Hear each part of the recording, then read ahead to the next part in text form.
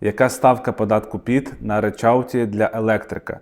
Якщо ви ведете свою діяльність одноособову ЙОДГ, то, скоріш за все, ви рахуєте під 5,5, тому що це підпадає, монтаж електричний підпадає під послуги будівельні.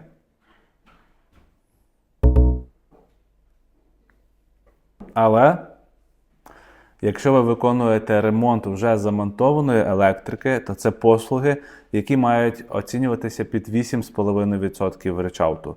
Тому, друзі, якщо це будівництво, то це 5,5%, якщо це ремонт вже замонтованого, то під 8,5%. Щоб більше дізнаватись корисної інформації, поставте лайк до цього відео і підпишіться на мій канал.